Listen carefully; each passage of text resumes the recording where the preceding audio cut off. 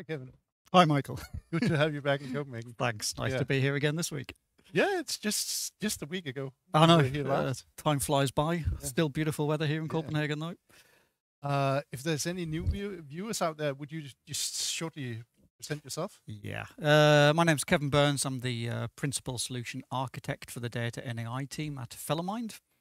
And you are, Michael? I'm Michael Oksager. I'm Senior Business Consultant at Fellowmind Denmark. And we are here to continue our voyage into this 3-series broadcast on Data Foundation. Yeah, exactly. We had last week Fix the Foundation, looking at that. We're going to look at Build it to Scale this week. And next week, we're looking at From Pipelines to Predictions. Yeah. Kind of a little bit of an AI twist on the whole thing, which is very exciting and can't wait for next week as well. Oh, nice. But could you maybe just sum up what we talked about last time? Yeah, of course. If anybody wasn't watching last week, I just need a quick summary as well. What we looked at last week was really looking at Fabric to start with being this unified data platform, this software as a service where you can spin everything up really quickly. It gives you lots of capabilities, sometimes a little bit overwhelming capabilities maybe. And what you really need to get that to work is to put it into a structure. And that's where we talked about the Medallion Architecture coming in to give this data architecture to the platform as well. And then we also talked about how well they both work together, of course, where we've got one lake in the bottom within Fabric, and that no matter where you are in the Medallion Architecture, your data is in the same format, the same way, and you can use all of these experiences in Fabric. And we also talked about at the end there, once you've got this set up, that what it really does is make you being able to get even more value from your data. And then we were looking at the data foundation principles there, where we can get value not just from the analytics part, the business insights, but also from integrations and applications, AI and machine learning. Like I said, we're going to talk about a little bit more in detail next week. Yes, that's where we were, and kind of talking about that at Fellowmind, we've got a bit of accelerators to get people moving within these areas quickly as well, kind of pre-built blueprint for the architecture for it, and being able to gain the value from the data. That's what it's all about. Yeah, exactly. Yeah. Always. What is the value of doing it, of course? So yeah, once we've got the data foundation, the ideas set up there, we're also been talking about in this session what we're thinking, okay, how do we make that scalable? Yeah. And yeah, how do we do that? Yeah, how do we do that? That's a good question. and actually we started on talking about the Medallion Architecture because that is the start of getting even more structure, and structure is our friend in a way. Yeah. We need structure. And we need some governance to guide us in the structure. Yeah, exactly. And it's not you're not just able to set up a Fabric instance without having some notion about who's going to work in there and what are they going to do, which experiences, capabilities do they need, and so on. So. Yeah, exactly. And one of the questions we got last week was, how do you set up your Fabric workspaces to do that? And one of the big influencing factors, of course, is who is using it and how does your organization look like to be able to get there. That's also always the consultancy answer is it depends. But of course we have some as you said, some blueprints, some guidelines how to start up this. So first of all, we need to understand the organization. How are you organized in your company about data? And we have seen from the old data warehousing days that BI or data analytics, as we call it today, is very centralized. And then we had Power BI coming in, and things became completely decentralized. So what we are seeing more and more, and what we recommend is some kind of middle ground, where we have a centralized unit taking care of the more back-end part of the data platform, and then we have a more decentralized, business-oriented uh, capabilities that still gives flexibility and possibilities for the business to get the value out of the data, but they're still governed by a organization and a processes and policies about how do we data. Yeah. Because that's what we need to do, don't we? We have to get the data out to the business users, the people that know the data best and can gain value from it. Yeah. That's our goal. And like we said, a lot of this influences the way Fabric's set up. But when we're talking about the decentralized model, a lot of people have been talking about data mesh recently as well, which is one of these kind of models with decentralization. And Fabric is really set up for that. There's been a lot of articles and things recently about, is data mesh contrary to Medallion architecture? But I think with Fabric, they actually work well together. Yeah. And that's kind of what we're talking about with the kind of hybrid model of using the two. Yeah. And I think once we've got the kind of organization set up and things as well, what do we need to do for the next step? We need to dive a bit into the roles, which roles are working within a data platform, and we have defined some basic roles.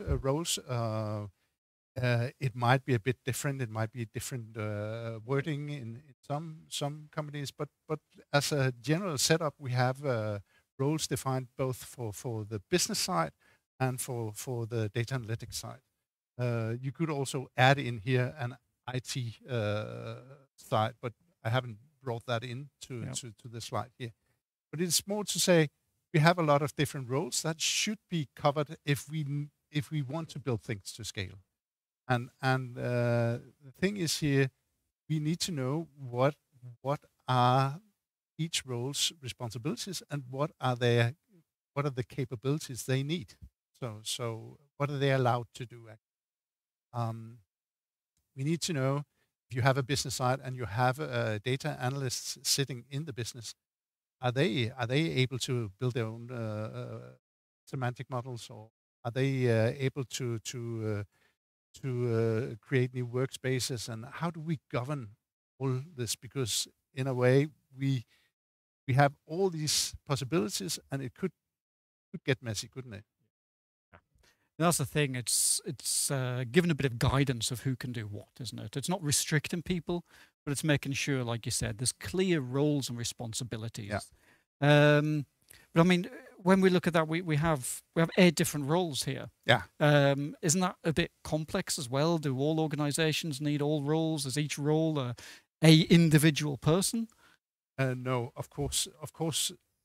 It depends again on the company and the organization. This is more. It's not heads. So it's not individual persons. You could have more roles. You could also have some of the roles that are not in your organization. But at least start out and think about it and say, do we need this role? Just because that we don't have it today, or we don't. Maybe it's there, but it's not manifested. But take a step back and say, what do we need here? What is it that's actually needed for the business to get the value out of data? So, yeah. So I think what you're saying there is it's really important with the responsibilities, and that's partly to do with scaling it up, isn't it? Because if that's not clear with what different roles and responsibilities are, it is just a mess. Everybody tries to do the same thing. Even if it is 5 people doing 8 roles, you need to know where the handover is in between each one. Exactly. And how does this fit into the Medallion architecture that we talked about? Good question. I'm glad you asked me that. I prepared a slide. Yeah. So what we see, we have the business role out in the analyze part here, where we have like the ownership of the data products. So what we're talking about, in some instances, we have data domains, and the ownership of the domain should be in the business. And that means that the business owns the business rules in there. They own how the KPIs are defined, and they also own the data as such. It shouldn't be the analytics data analytics department sitting and analyzing the business, but the insights should be owned by the business. And then we could have data analysts sitting out there. If it's a larger company, they would have data analysts doing their own reports, maybe building their own ad hoc models for some kind of analysis. But that again depends on if they have it in and have the needs in the company.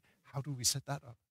How do we actually ensure that we don't have different set of numbers? We have one truth, but also we give the capabilities for the business to analyze and dive into the data and maybe bring in data that's not in Fabric at the moment, but they're just playing around with it.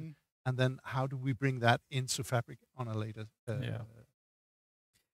Yeah, and that's one of the things we talked about last week, how the Medallion architecture really helps to support that, isn't it? Because even though in this picture we've got the analysts sitting out at the end, they don't necessarily need to wait for the data to come out of the gold layer to use it. No. As I said, once the architecture is set up, we have a very clear definition of how the data is in bronze, silver, and gold.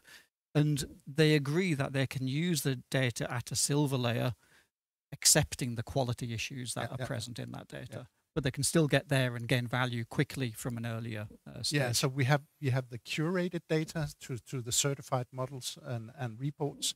That's following the whole way through. And then you could have the more ad hoc capabilities where you can create your own analysis.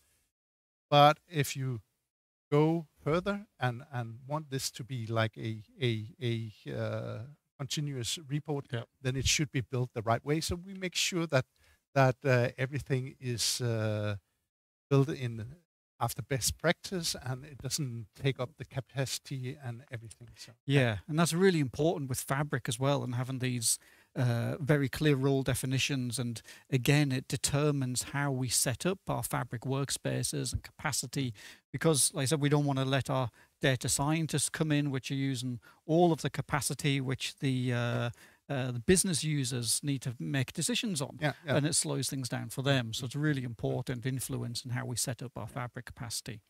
And now you mentioned data scientists. That's also as we see in the slide here. I put it in between business and data analytics, and that's because it depends. Some businesses put their data scientists in a central function, and some businesses have it out in the business units. But even if we work in central or decentralized, you need to have the processes for how to work, where to work, what do you do when you deploy your product, and so on. Yeah, and I think as well, it's in relation to Fabric, it's really important because, I mean, this isn't a new problem, is it, with the roles and responsibilities? It really helps to give us quality and clear responsibilities. It's not new. It's really important, still is.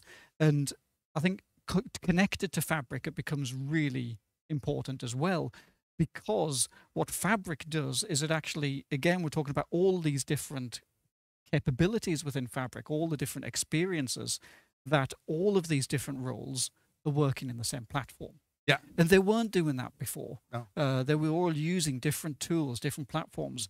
And so they had to learn different tools all the time as well. Whereas actually Fabric gives a really good technical structure for all of these different roles using the same platform without needing to reskill all the time. Yeah. And it's great. And especially when we're talking about scalability again, and if we have one person that's fulfilling more than one role, again, they don't need to learn one tool for one role, one tool for another tool. They can do everything within Fabric. Yeah. In a sense, they have the same language or the same.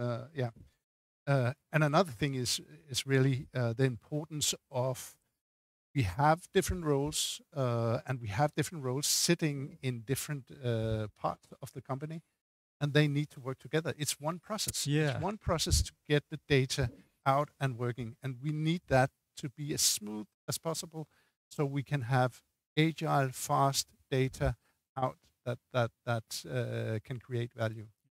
Really ensure the quality from the process. Yeah. Great. And how does that look then? Yeah, how does that look?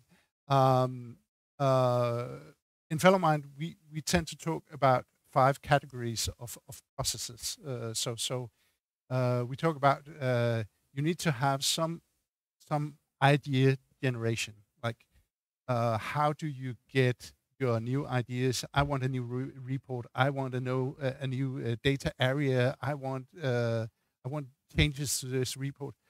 If everyone just goes down directly to the data engineer or the developer, he won't do anything. He will just be disturbed all the time. So we need somehow to get the ideas in.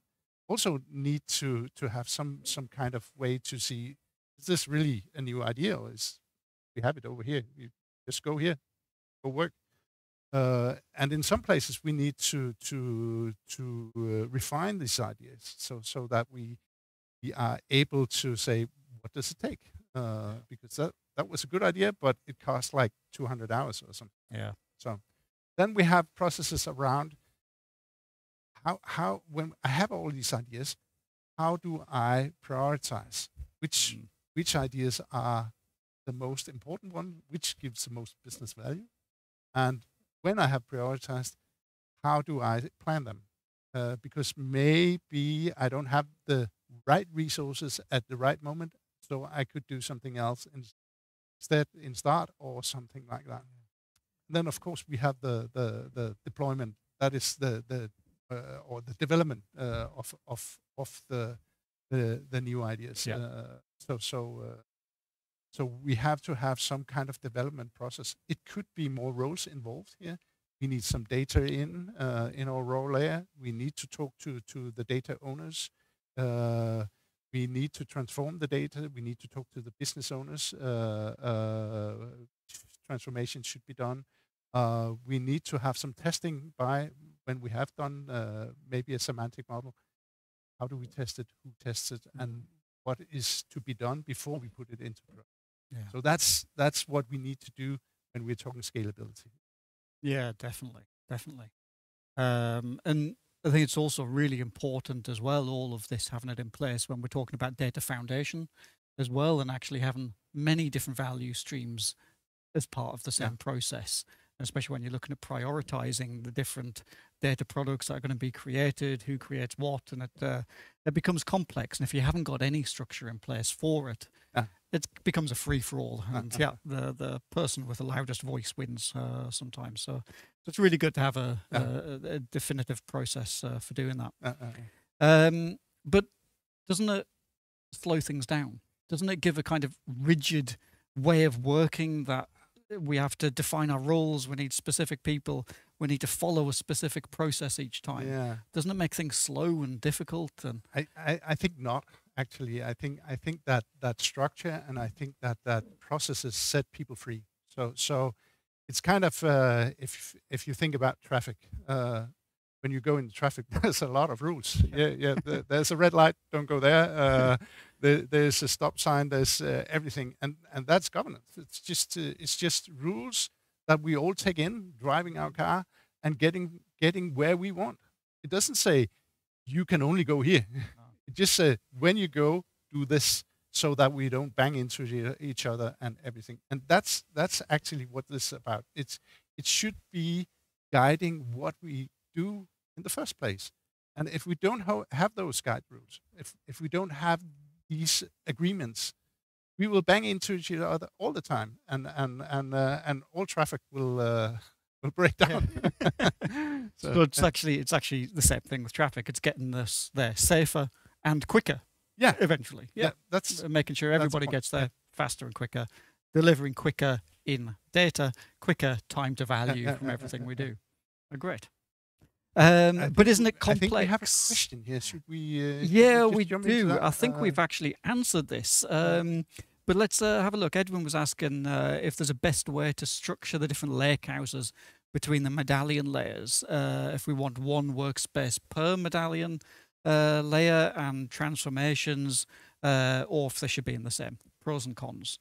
I think we talked about that when we were looking at it. It's determined a little bit by the organizational structure and a little bit by the different roles and responsibilities that are needed. That being said, we have a preferred way of doing things, which we start off as Fellowmind. There we do tend to separate the workspaces for the different layers. Again, that's kind of suiting a little bit larger organizations, making it more scalable. And so the best advice there is always, I think, making it as simple as possible for the specific requirements. Because the more and that is the point. What is the requirements? Yeah. Do you have different data domains? Do you have different? Do you have more analyzed possibilities you need to have in the business, and so on? So we need to uncover what are the organization and who's gonna what are they gonna use it for? But and I think also you said something about last time that the Medallion architecture is actually more a guideline. We could add in extra layers if we, for example, needed some archive. Exactly. Should we jump back to let's go back to the process part of things again as well. And he asked the question about making things quick and safe. But again, isn't it really difficult to get started, and isn't there a lot to do to set this up? Not really. I would always recommend start basic, and go in and sit down with the people actually working in here. Now we have defined the roles, and we have added these roles to some different people. Bring them together, and this is actually the agreements. When we have made this process, it is people are not looking at it anymore, or they should, but they have it, because then we have actually made the agreements. Which gaps should? When do you do this, and when do I deliver this for you? And what do you do? What do you need from me when I deliver it, and so on. And that way, it will be more fast working together. It's all about how do we work together, and that's not something that's defined to Fabric or to IT. It's all processes in a company. Yeah, the nice. It actually ends up speeding things up, doesn't it? And creates better quality by doing that. Having the process, the rules, and everything in place, it gives us better quality, better speed, better time to market with all of the things we work on. Yeah. And if we do all that, are we ready? I think we talked about deployment, and then we have, of course, we need to put it into production. We need to monitor our workflows, and so on and so on. And then we need the most basic one is for me always adoption. And everybody tends to forget adoption, but adoption is crucial, because when we have done a lot of work, we have made all our data products, they're not being used, and we see often people doing shadow IT because they don't know it's there, or they don't know how to access it. So we need to get these data products available to people, and that can be done in different ways. And I know that you have looked into to some of the ways with Purview and other Yeah, tools, but yeah, yeah, definitely. And it's like I said, it's often a forgotten element of it, isn't it? Adoption, making sure people really use the tools, and everybody to do that, you need to know what's available, you need to know where to find it, and you need to know it's secured yeah, as well. And that's where the kind of data security and compliance comes in. Um, we won't talk so much about the security and compliance part today. That is covered a lot by Purview, like you mentioned, the tool from Microsoft for setting this up. It's a must today. It yeah, has to be there. That's it. I mean, if it's not there, the consequences are too big. What we were focusing a little bit more today is kind of the value creation side, activating your data. It's like we talked about knowing what's available, where to find it. and how can we do that within Fabric? Yeah, and it's really amazing what's been happening in Fabric. There's, like I said, a lot of Purview elements have been coming into Fabric, but there's also a lot of this. There's the One Lake catalog in Fabric now, which basically catalogs everything you have in Fabric, not just your data, but actually all of the processors, pipelines, everything as well.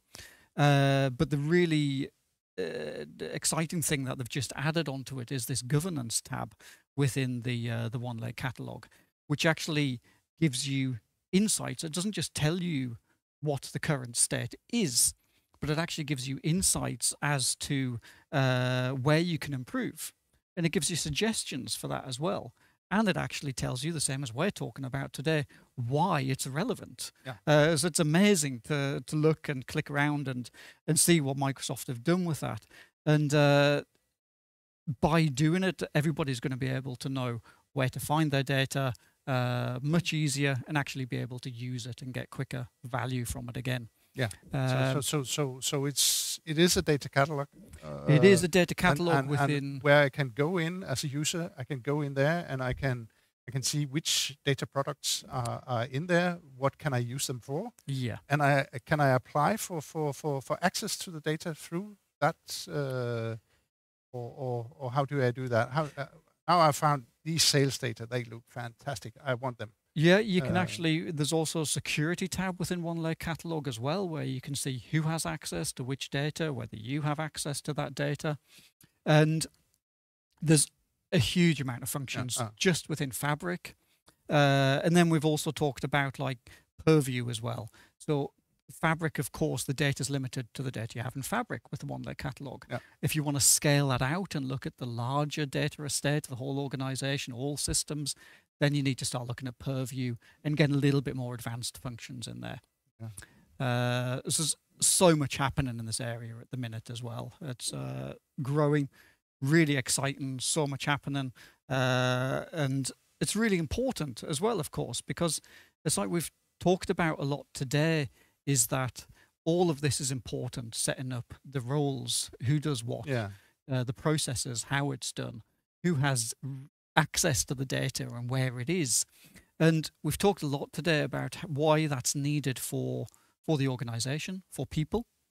But it's the same exercise that's needed to actually give AI the access to your data in a responsible way, which is going to really create value from your business data. Without doing that, AI won't know. It can't create the meaning of your data by itself. That's what we do in the previous stages that we've talked about. So what we actually have been talking about these two sessions is structure on different layers, and structure is it is sometimes like a hard word to it can sound a bit boring. Yeah, but I think that think of structure as something setting you free. Exactly. To be creative, to actually not think about what is the gap between you and me, and how do I do this and that. The more I know, just put it here, do this. The more creative I can be, and the more analysis I can do, and get more insights to my business side faster. Exactly. But you said AI. Yeah, because of course, like I said, all of this is needed for people. Yeah. But it's also the same processes that are needed for AI as well to understand and work with your data. It needs to have that meaning that we give it. And that's what we're going to look at in next session next week. Yeah. From pipelines to predictions. We'll be looking a bit more about the Fabric and the AI capabilities built into Fabric. So I hope everybody can join us next week.